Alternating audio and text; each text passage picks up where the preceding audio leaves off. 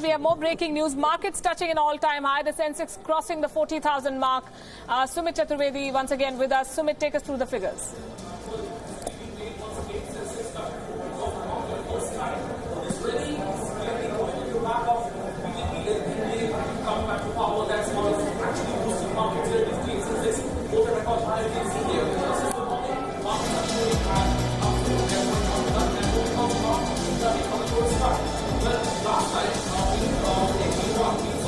At 30,000 level and all that. Now, this is a historic high.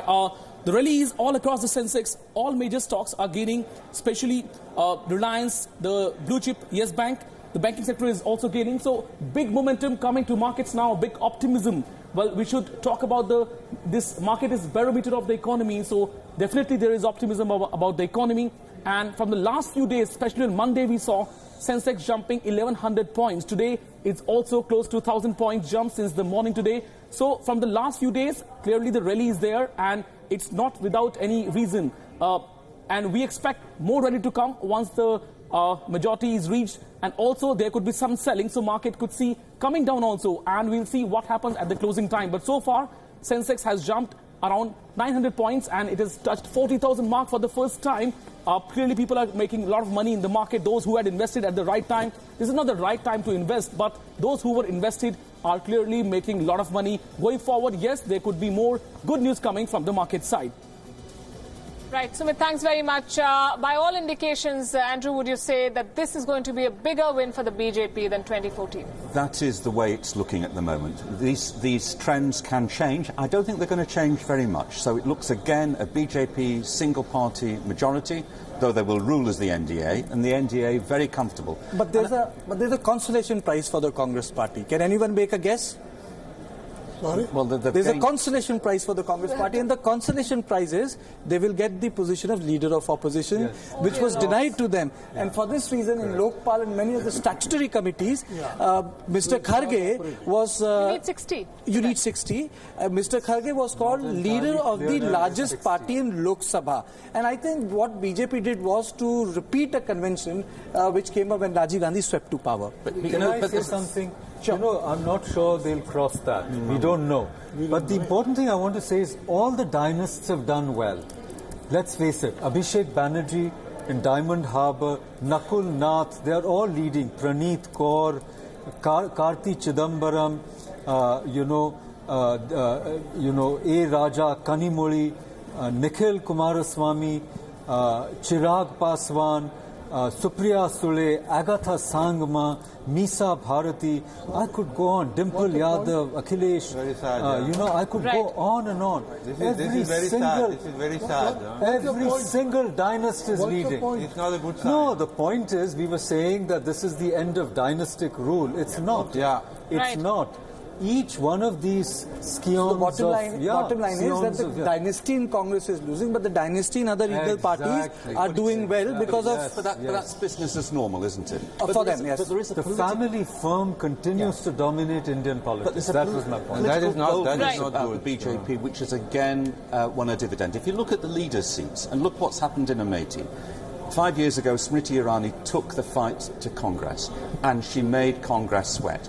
She's nursed the seat. This time round, it's touch and go. And you compare that with the Congress approach in Varanasi, where 5 years ago they left it to Arvind Kejriwal to launch the challenge.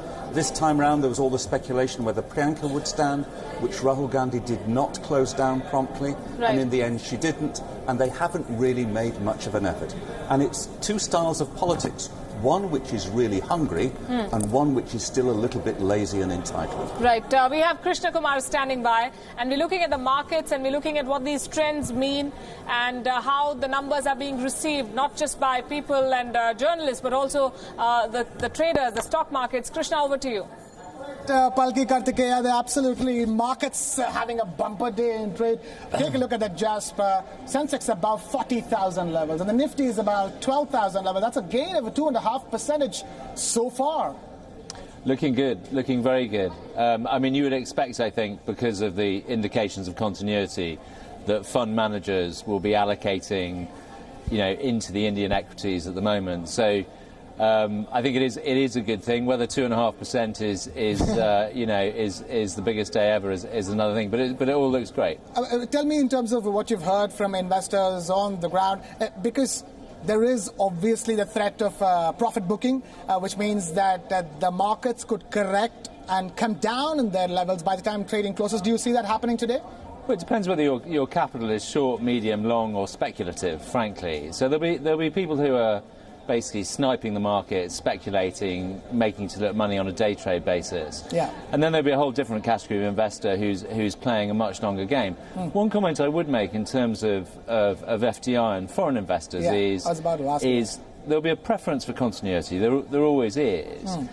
But there'll be some anxiety about what are the next series of reforms, and what can the new government do to accelerate those, and what can the new government do to actively encourage FDI investment? Right. If I were to quickly interject and ask you, talk about the FDI, I want to understand the FII picture, the foreign institutional investors who are essentially pumping in money into the Indian stock markets. They are bullish if and only if the NDA comes back to power, and it has come back to power, and that seems to be playing out in India's markets. Well, there are institutional investors who are playing the markets, and then there are companies of various sizes and forms outside of India who are looking at developing India. They may be in India, they may not want to be in India. Yeah. What I would say on that is as we look forward, there is a fantastic opportunity for the new government to push through liberalisation and to deal with some of the things that prevent companies from coming in. So I'll give you an example of this. Inconsistent approaches to tax, as much as anything, is what stops foreign companies or makes them hesitate about coming in. So there are some very big cases around like Cairn Energy, Vodafone, etc., that remain unresolved. And unless and until those things are resolved, you will have big corporations who are dominated by lawyers. They'll be thinking we want in on the opportunity, but they'll also be worried about can they get their money out. So all these things, there's a shopping list of things that investors are looking for. And certainly the way the numbers have played out, and I'm sure they hedged their bets the moment the exit poll results came out, even probably before that, but these numbers have really struck to the exit polls, and in fact the higher end of the exit polls.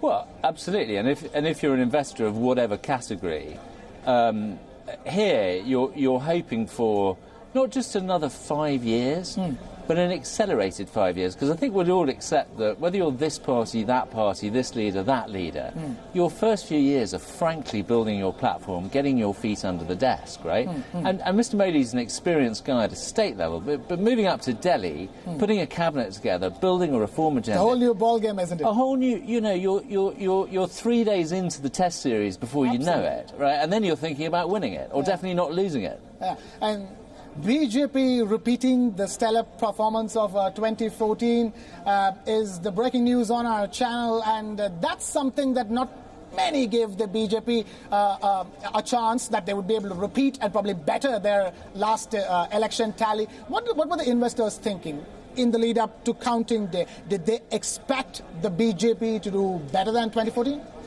Well, I think everyone got a bit spooked by the state elections in MP Chhattisgarh, where Congress sort of came fighting back, and actually before that in Gujarat, in effectively a home game for Modi, it didn't go that well. So I think people were slightly anxious. Here they're going to be changing their mind.